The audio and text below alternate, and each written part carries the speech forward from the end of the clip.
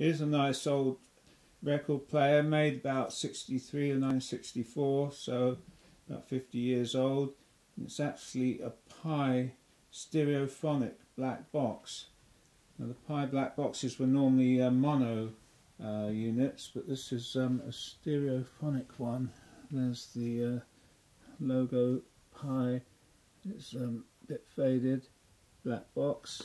It's in pretty good condition, and it's got the darn set legs that screw in the bottom, and amazingly it's got booklet for the turntable, G36, and a brochure on the actual unit. I did find this information online, which shows John Lennon. It says here, photographed in his London flat, showing the exact Pye G36 stereophonic black box in the background, which he's obviously played his records on. So I guess if it was good enough for him, it's going to be good enough for me. But this is going to need some servicing, I think. The outside's pretty good, but inside you've got the old Garrard deck. Unfortunately it's missing the spindle, so I've got to get a spindle, and it's got a removable head on the cartridge here, which obviously is stereo, but the cartridge is all these wires are really loose, and says on it GP93-1. Looks like it's seen better days. It survived okay. Volume, treble, balance and bass. Even got a couple of cleaning cloths. But inside, before I turn it on, I'm going to check the inside. I'll show you the what's inside it. Obviously a valve, amplifier. Check it all over, and I'll add that onto the video and make a complete video before we turn it on and play a record on it.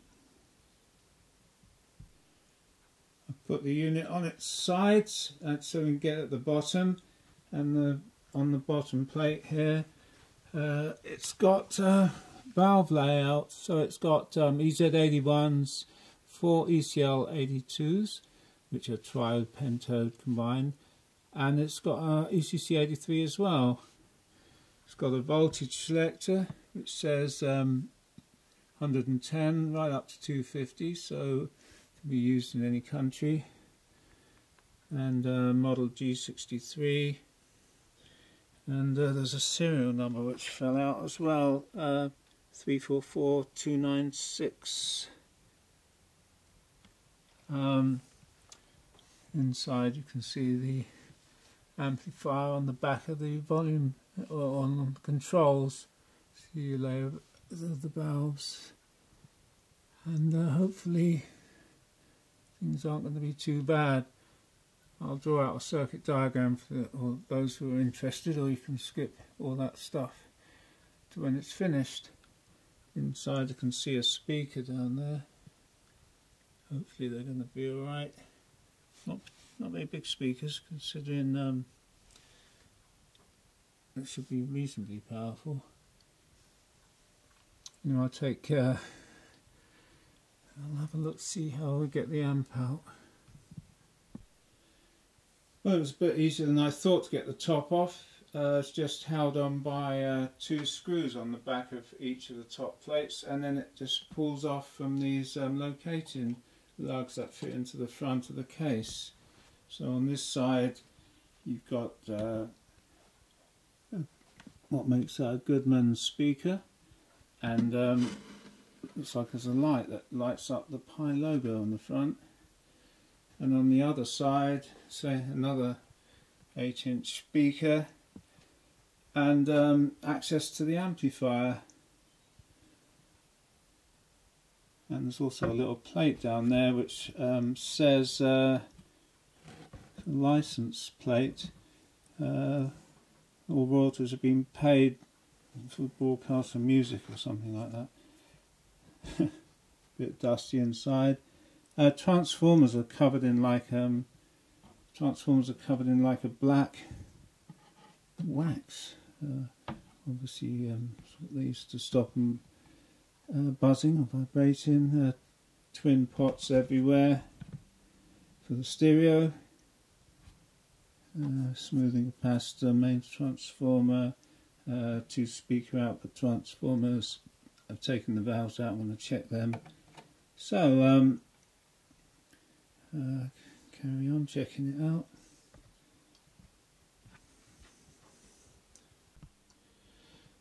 Here I am testing the circuit in the Bush amp, old record player. I've had to do quite a few changes of components because a lot of the components were just completely shot. And I've got a circuit diagram down here which I've now completely drawn out, showing you the whole thing. It's fairly straightforward. It's got some very nice output transformers, ultra-linear, with taps here feeding back to the screen, secondary grids on the Pentodes, ECL82s, paraphase phase splitter. So the signal comes in off this ECC83, half stereo of course, one channel, other channels identical. Comes through this capacitor. This capacitor was no longer a capacitor. It has nothing. It was an old Hunt. It had nothing. It was completely open circuit. Both of them. It comes down here and feeds in one phase of the output, push-pull pentodes. Then the signal's taken up to this other half, triode half of the ECL82, to be used as a phase inverter. Signal is fed back 100%, so it's this gives you a ×1 gain by feeding the signal back. It's a full negative feedback. But you have a inverse phase. Little 22K stoppers there. Now, as I said earlier, there'd been a fault on this amp, and the repairman had just taken out one side and connected both sides through one amp to both speakers, so it's like left-hand channel only. One of the valves completely melted down and drawn all the current through this screen grid resistor, which were burnt out. And rather than try and repair what had happened, they, as I said, they just took off the HT off one of the transformers and then connected the speaker to the other side. Anyway, these capacitors here, 0.05s, were completely and utterly gone. They were leaking voltage or current down here, causing these valves to go haywire, and I think that's probably what blew one of these valves in the first place. So I've had to replace them. These 680 ohm cathode resistors have drifted miles out, or they're in parallel to make one, but they'd gone out, so the current would have been different on both sides. All these capacitors, the low voltage ones, they're okay actually. I did change one because it had like a blob on coming out the end, but actually it tests alright, but I've changed it anyway. I've left the others, and I'll just show you the things I've changed over here. These are the terrible capacitors that were leaking. They're oil filled, I think, and they're all greasy, and they were leaking a current through them, causing mayhem.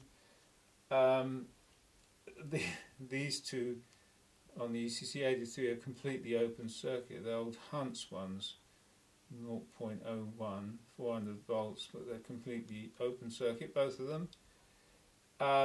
These are the 680 ohm cathode resistors, which have been overheated and have strayed miles from their setting. This is the burnt out 2K2, which was on the screen of the ECL82, which had actually burnt out. And this capacitor here is one of the low voltage ones. It's a 12 volt 50 microfarad. It's got a bit of a strange blob on the end. Actually tested okay after I took it out, so I've already changed one of them.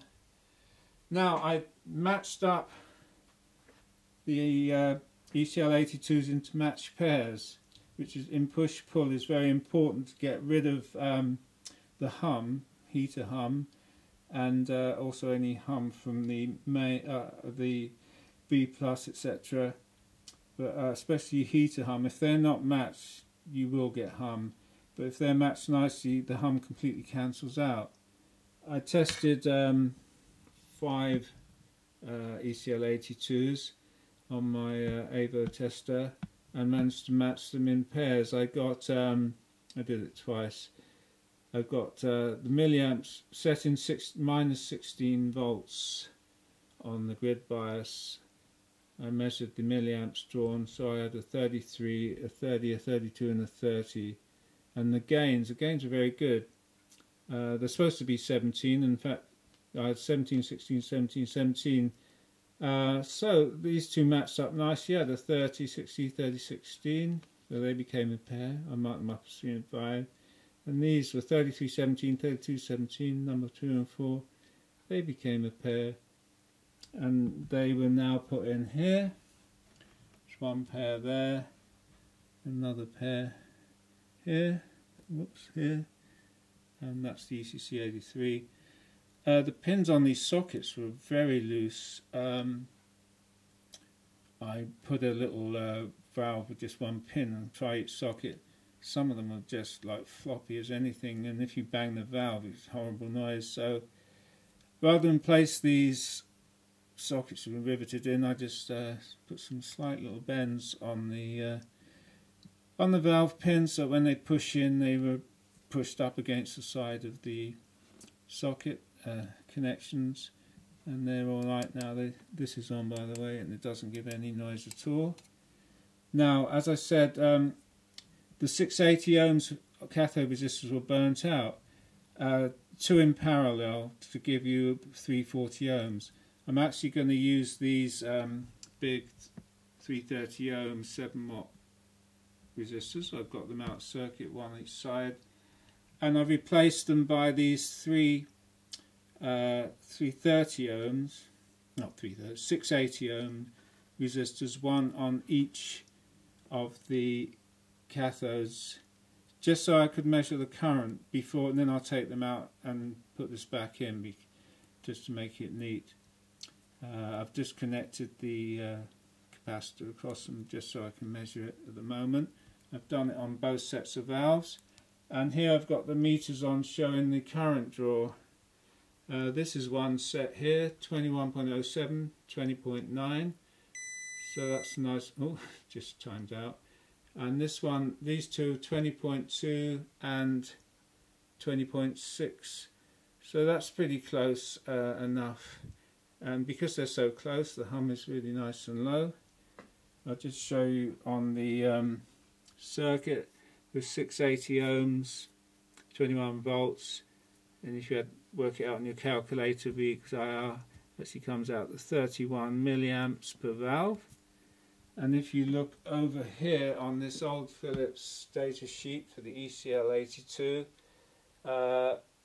in pentode mode, and it suggests here 31 milliamps, 2 times 31 milliamps in push-pull, total current from the IA. So we're spot on. Maybe slightly low because I don't think that includes the grid milliamps. Associated 13 milliamps, it's awfully high, a lot of dissipation. Anyway, we're in the right ballpark. That says 12.5 watts. Somewhere. No, 10.5 watts I reckon that would give. I think we're slightly down. We're not drawing quite that many amps, but it's in the right range. The V Plus, by the way, I did measure it earlier and put it on here. The B Plus, we got 243 volts, and that feeds in here, and it's fed back the ultralinear 240 volts, so it drops 3 volts through there. 195 volts there, and quite low down here, 140 volts, 110 volts. On there it's quite low, but obviously this isn't bypass, so they don't think you need any more gain, so we'll see how that works out. Every other part, very weird tone controls. They must have arrived at that by a bit of experimentation. So they've got the bass that looks more like a treble control than me, but they call it bass. Balance, yeah, that's straightforward. The balance control just, in fact, these are reversed. As one goes up, the other goes down, so it cuts all about 50% on each side. Can't take it to 0. Treble control, which is a bit odd, looks more like a bass. Anyway, as you come down here, I suppose, yeah, all the trebles just goes to earth. Not the way I'd do it, but obviously whoever decided to do it was like that. There's a bit of feedback here off the speakers. Down the front end, you've got the pickup here. Screen lead comes in. A bit odd volume control. It's a centre tapped. They're very expensive if you're trying to buy one now. It's actually the centre tap of the, when it's in the middle, it's got this resistor and capacitor each side connected to that slider. And as it moves off, either side, that's you get the resistance that way as well. Very strange. They must have arrived somehow at this configuration to get the right frequency response from the pickup. So I've added a couple of these capacitors still test pretty good actually. 50 microfarad, 10 microfarad in the can, and there's an 8 microfarad down here. I've just put some extra capacitors in, just they can be taken out, but why? They're pretty easy to put in. I put the others were fine, so I didn't take them out. I put one in parallel, a blue one with the 8 microfarad, and I put a big one in there just to see if it made any difference to the sound. It can be taken out. I mean, it's glued in. It's quite small, 150 microfarads, so plenty of smoothing now.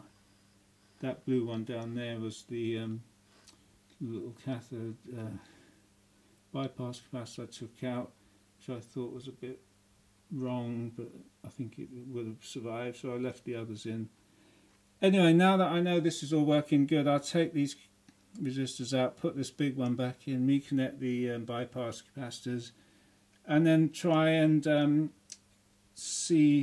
get the pickup working, and, which I've got to service. I don't know if it works, the cartridge. Put this back, screw it back in the case, and that, and we'll move it on and see if we can start getting anywhere near playing a record.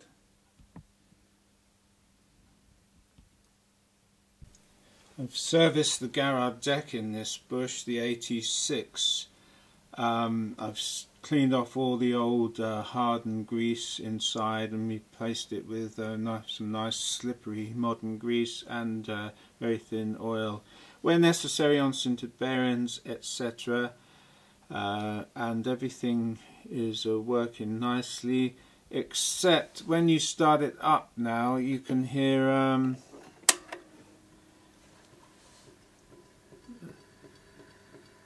that tick tick tick sound. Now that is because when I looked at the rubber idler wheel, someone had obviously left it in the manual position for many years, and it's got a nice little dent in the side of the rubber idler wheel now. And that means I tried massaging it and cleaning it, but it came out a bit, but it still bumps. There's only two things you can do is one, buy another idler gear if you can find one, or find one from another deck that is being scrapped, or you could have a go at grinding it down, but that's fraught with difficulties if you don't have any method of doing it accurately. Otherwise you're gonna just have other problems if it's not circular. I'm gonna try and get the dent out of this idler wheel myself. I've marked the dent, you can just see it. There's one smaller one, but the main one there, I've put a little mark on it. I've centered it up in this drill, and I can spin it up. And I'm going to try using a little bit of sandpaper at first. Gently see if it'll take it off, and if it doesn't work, it doesn't work. I'll have to get another one, but it's worth a try. Well, it worked just by using some of this very fine paper, holding it gently against the spinning wheel, and I've got rid of that dent. So I don't know if you can see, that's where I marked it up before. Can it focus? Maybe not. Let's try and then closer. There was a dent there before, and now there's no dent.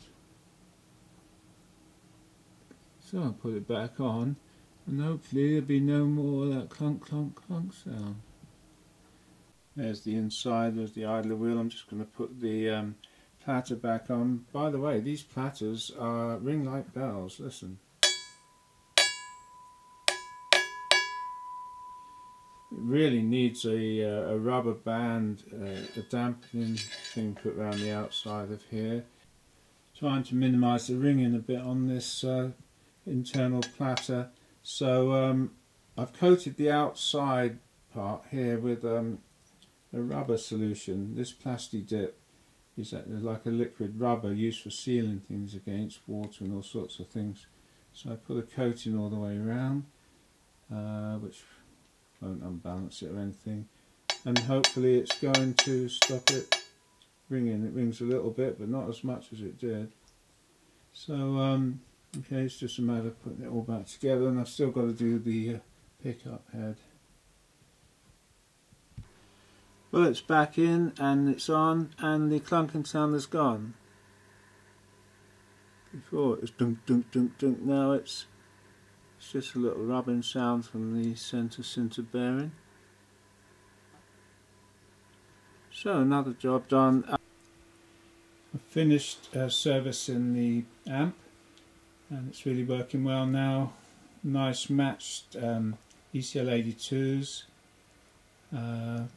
and all the circuitry's been checked and tested and all working. So I've screwed that back in. On the deck I've got a little single spindle in there at the moment, just getting an auto change one.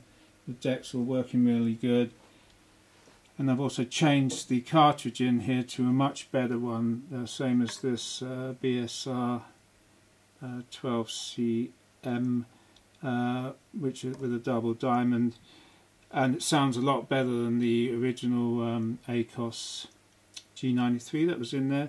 I couldn't really get a decent replacement stylus for that, so but this one sounds much better bass, and a really nice sound.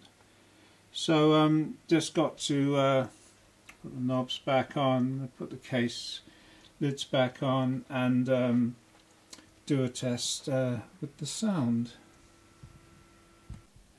Here is a fabulous Pye Sterophonic black box record player from the early, well, this could be from the early 60s, and I don't know how long they made them for. Anyway, this one I completely refurbished, and it just sounds fantastic now. It's really good condition. And here's a picture of John Lennon in his flat in London. It says about 1963, and in the background you can see the exactly the same Sterophonic, and there's the Miracles album. I've actually got a Miracles album here of You Really Got a Hold on Me, which is what Beatles actually made that record, which you can get on their early records. Picture the Black Box, and this particular one has the original booklet that came with, and including the booklet for the Garage 86. There it is, 86. Now, finding a record to play on here that YouTube won't pull for copyright reasons. I mean, the rock and roll records, the Beatles' own records on here sound fantastic. I've completely refurbished, as I said, and completely the circuit and everything. I've cleaned it up as best I can. It's really, really, for its age, in fantastic condition. I've changed the cartridge to the lovely BSM one. A stereo, of course, everything's in stereo, and the deck completely refurbished. Keeps turning lovely now. So I'll play a record and see what you think, because this one, YouTube doesn't seem to be able to recognise this record. It's by the Eagles, but not the Eagles we know from America, some other Eagles. It says Station 6 Sahara, theme from Station 6 Sahara. So I'll play this and give you an idea of the sound quality.